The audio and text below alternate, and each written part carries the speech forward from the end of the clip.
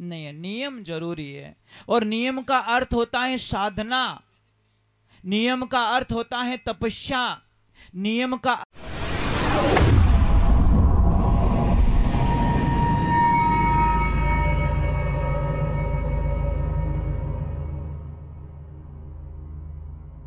सोनू महाराज जी के भजन व प्रवचन सुनने के लिए चैनल को सब्सक्राइब करें, बेल आइकन को जरूर दबाएं, शेयर करें, कमेंट करें, लाइक तो जरूर करें।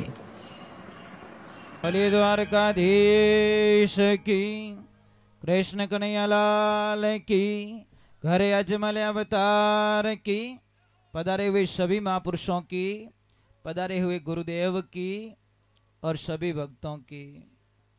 देखिए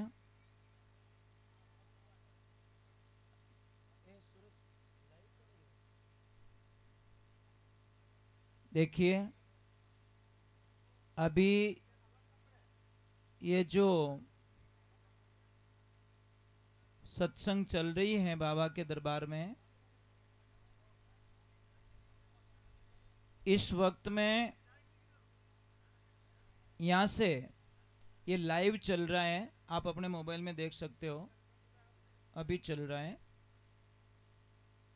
और इस कार्यक्रम को पूरी दुनिया देख रही है, मतलब पूरा देश, आउट ऑफ कंट्री, सब जगह देख रहे हैं यूट्यूब के चैनल के माध्यम से। और सोनू महाराज स्टूडियो आप ओके कीजिए, उस पर आपको अभी लाइव चलता हुआ दिखाई देगा। टावर तो बराबर आ रहा है हरीश भाई, आ रहा है ना? ठीक है। तो आप ऐसे में सोचना कि हम ही सुन रहे हैं, ये आज का पूरी दुनिया में प्रसारित हो रहा है, अभी इस वक्त के अंदर लाइव दिया गया है। तो आपसे वंदना है जो यूट्यूब के माध्यम से सुन रहे हैं, विज्ञान के माध्यम से, उनको भी बहुत बहुत साधुवाद, बहुत बहुत आशीर्वाद, जो कि इस वक्त में आज बहुत बड़ा दिन है हमारे बाबा के लिए। और भाद्रवा महीना उजाला पक्ष, और इधर अमावस्या तो सुबह 8 बजे ख़त्म हो गई थी, एकम और अमावस्या का जो मेल था, संजोग था, शायद 70 वर्ष के बाद में यह योग वापस मिला है, 70 ईयर्स के बाद में। तो मैं आपसे वंदन करता हूँ कि आप जब भी, भैया थोड़ा आवाज़ मत करना, तो एक ध्यान रखें, जैसे आप सत्संग के अंदर बैठे हो, अगर आपके शरीर यहाँ बैठा है और आपका मन कहीं और घूम रहा है, तो शायद आप लोगों को कोई फायदा मिलने वाला नहीं है, क्योंकि तन और मन दोनों एक ही जगह स्थिर चाहिए। जैसे स्टैंड पे हम गाड़ी खड़ी करते हैं, स्टैंड पे गाड़ी तो खड़ी है पर उसके ड्राइवर का कोई पता नहीं है। क्या वो गाड़ी वाला कभी कमा के खाएगा? क्योंकि गाड़ी खड़ी है पर ड्राइवर उसमें नहीं है। उसी प्रकार सत्संग में आपका शरीर है पर आपका मन यहाँ पे नहीं है। बैलेंस किस में डलवाते हो? सिम में डलवाते हो कि मोबाइल में डलवाते हो? जल्दी उत्तर दीजिए। सिम में डलवाते हो ना? तो सिम कौन है? हमारा मन है ना, वो सिम है, और हमारी बॉडी है ना, वो हमारा मोबाइल है। ध्यान रखना। तो खाली मोबाइल लिया फिरो ने कोई चार्ज करने वालो कदी जान कहो नोकिया रो रिचार्ज करो, तो कहो कदी सैमसंग रो रिचार्ज करो, कदी कहो ऐसे बोलते। जिस कंपनी की सिम होती है ना वो बोलते। मोबाइल चाहे कोई भी कंपनी का हो, पर सिम कौन सी कंपनी की है वो उसमें बैलेंस डलवाते हैं। तो मन को चेतन रखिए आप। ड्राइवर अच्छा मिल जाए तो यात्रा अच्छी हो जाती है। और कोई कोई ड्राइवर क्या कहते पता है? स्टैंड पे जाती ड्राइवर क्या कहता है कि चिंता मत करो, अबार पहुंचाऊं थोने, तो उन गाड़ी में कदी बैठ जो मती। समझ में आई नहीं?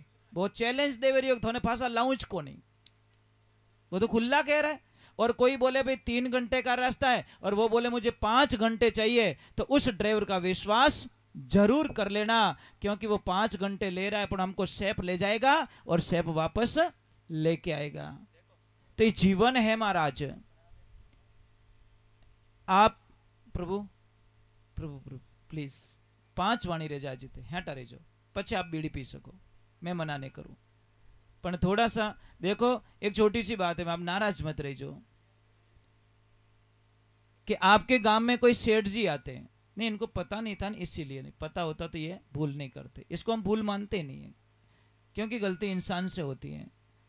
समझ लीजिए आपके गांव में कोई सेठ जी और वो बोलते हैं कि मैं एक 5 करोड़ की बस लेके आया हूं और 4 धाम यात्रा करवा रहा हूं सस्ते में, तो आपका मन बनेगा कि नहीं बनेगा कि इस बस में मैं भी बैठ जाऊं? तो फटाफट गाड़ी पूरी बुकिंग हो गई। अब सारे लोग अंदर बैठ गए, आके ड्राइवर साहब बोलते सब बैठ गए कि हाँ कोई तकलीफ के नहीं, बस कैसी लग रही है कि अरे आनंद आ गया, जिंदगी में पहली बार बस देखी हमने, तो अब आपका आदेश हो तो मैं रवाना करूं कि हाँ चलो ड्राइवर साहब चलो। ड्राइवर साहब बोले माफी मांगता हूं, माफ करना, मैं एक बात तो बोलना ही भूल गया। सब पैसेंजर ने बोला बोलो ड्राइवर साहब क्या भूल गए? कि माफ करना इस बस में ब्रेक नहीं है। अब ईमानदारी से बोलना, आप अंदर बैठे रहोगे कि बाहर निकलोगे? बस कितने की है? 5 करोड़ की, परंतु अंदर ब्रेक नहीं है। क्या उस बस में यात्रा करना चाहोगे? फ्री में ले जावे तो ही भाई हम तो नहीं बैठेंगे। तो उसी प्रकार सत्संग बहुत अच्छी हो रही है, अगर उस सत्संग में नियम नहीं है तो वो बिना ब्रेक की सत्संग है, उसमें कोई मतलब नहीं है। नियम जरूरी है, और नियम का अर्थ होता है साधना, नियम का अर्थ होता है तपस्या, नियम का अर्थ होता है प्रभु से मिलने का मार्ग।